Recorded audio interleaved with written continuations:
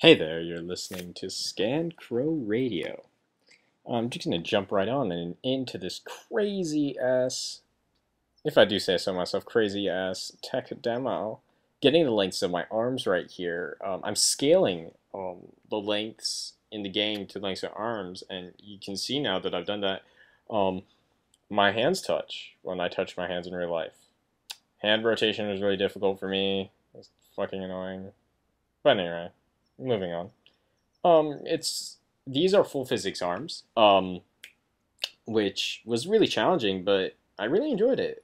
CNC, doing a little stretching, it caught me working out. Uh, yeah, full physics arms. So, those hands, they're not floating. They're supported by the lower arm. The lower arm supported by the upper arm, and you know, I'm using constraints. I constrain them together and use angular drive to replicate muscles. Um, it's been uh, a female dog to get it working at least this good. Um, the assault rifle, there are many like it, but this one is jittery and buggy, and without it, I'd probably not be making this video. Whatever. Constraint the hands to the rifle, and I constraint the supporting hand, the hand on the front of the gun, to the hand on the trigger part. That reduced the jitters and the jaggediness. I'm using impulses for every shot to recreate the kickback of that gun. As you can see, if I hold it with one hand, it goes everywhere, Ramirez. And if I use it with two hands and look down my sights, Ramirez, much better. Or hold the stock, whatever. No collision on the arms, because that would be kind of unfair. You're not in control of the actual position of the arms. You're in control of the hand only. So if the arms did something you didn't want them to do, and they collided with something, that wouldn't be fair. So no collision on the arms, just on the hands. Maybe for hand-to-hand combat, CQC. Metal Gear, CQC.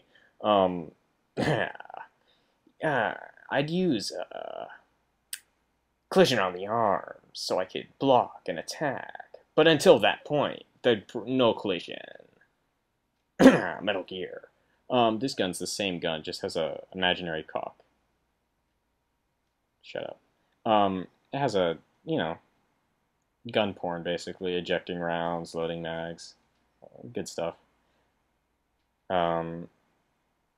The the thing that really bothers me, and the thing that I kind of have a really plan to solve, is the jitters. I call them jitters, and you can see it when something's constrained by two objects, and they pull in different directions, it shakes and just starts to freak out. Now, and this is something common in a lot of physics simulation. I don't know how to prevent it. My current path of solving it right now is essentially to kind of include algorithms for the arms that would prevent the hands from moving to locations where jitters could occur. So just avoiding situations where errors could occur. But that's still, but the best solution really is to find a way to eliminate the errors in the first place. I'm doing a little run animation for you guys. Sometimes when I can turn the controller, I forget which direction the stick is. So that's why I was moving left. So, yeah. Anyway. Aiming around corners. Blind firing. Just like the Assassin's Creeds. Wait, no, that doesn't. I'm sorry. I'm very tired. I basically stay up all night working. I'm learning UDK from scratch. So, yeah, it's not. I'm gonna see. Yeah. Whatever. Sleep isn't. Sleep is for mortals. Yeah. The jitters need to be fixed. I'd love advice, or I'm hoping that it's just going to be something I learn. What the worst, and here there is an error here that I'm not quite sure how to solve. But usually when I touch things, the controller goes back to the base and get them reset. Seems to reset them. I know it resets them. I was reading the documents included. I can't remember exactly at the moment, but it does reset something. And it fixes some glitches. Usually when the hands pass by the ball, it freaks, they glitch out, and I just have to touch it back to base. This handgun will not shoot unless it is loaded. Yeah, and later on, of course, you'd cock the slide. When the top of the mag touches that ball, I create a constraint, a linear constraint, allowing it to slide along the. Shot my hand because it spawns in the center, and my hand is in the center. Linear constraint, and I set the two to no collide, the mag and the gun, to not collide with each other. If that mag runs out of rounds, the gun will stop shooting, and the gun doesn't shoot unless it has a mag. So. What was I just talking about, guys? Oh, ditzy me, I'm such an airhead. Oh, yeah. Okay, now I can't remember because I did the voice. Anyway, handguns with silencers are really cool.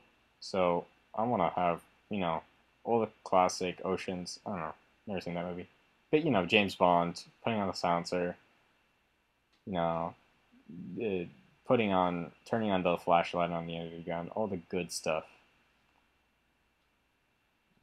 Virtual reality. There again, a jitter, a glitch. I don't like that, and I drop it. Oh, so here's the real big problem.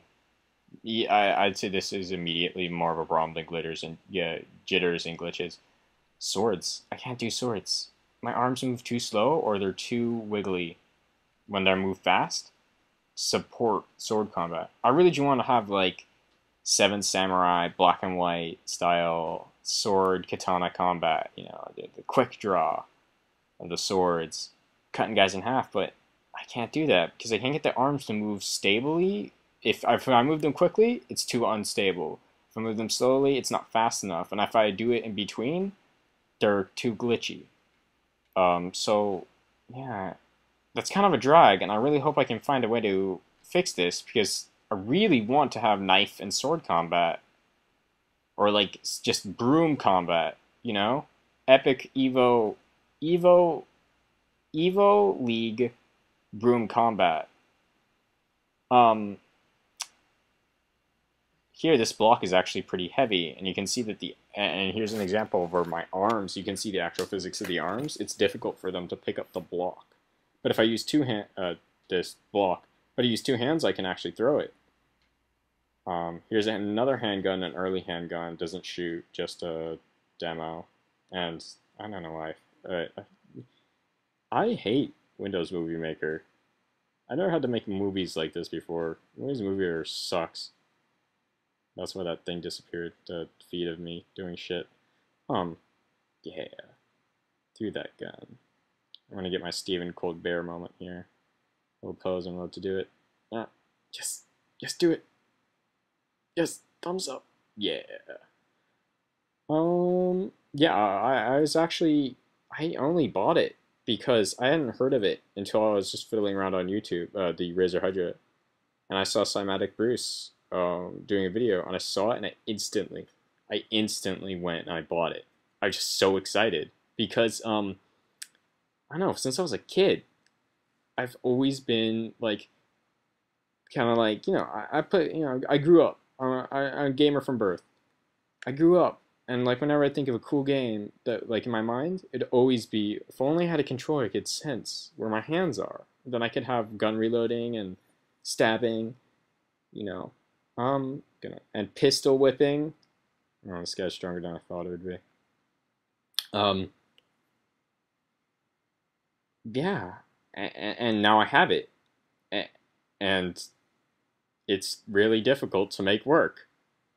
But really, I think the end will just be experimenting with different styles. This is only one style. I think there are two main styles of hand simulation, and I guess there really can only be two. Is basically floating hands, like in the what's it called, the Tuscany demo, where the hands they're still physics hands. Don't get me wrong, but they're floating. They're not attached to anything. The hands in this demo, they're attached to arms. So I call these arm-based hands. I know, right? I'm so creative with the names of things I make. Yeah, but arm-based hands, and out of footage, here's a city. Cities are cool. Yay. Anyway, arm-based hands. I guess what I'm doing is called kinematics. Basing using the rotations of the arms and forearms to position the hand. Um, and it's like I said, Solid Snake said, CQC, you'll probably be able to block punches with your arms and such, or grab arms, grab guns, all the good stuff. So what are my goals? What are my focus? I want to make a short, sweet demo that shows off what I've basically been writing in these tech. I've been kind of like coming up with ideas for a while, like about like, oh, it'd be so cool if I could do this and this and this. I think I want to I just want to show what I think I could do with the Razer Hydra and Oculus Rift, even though I don't have an Oculus Rift yet. Um, I'm holding off on buying one only because I've got a limited budget.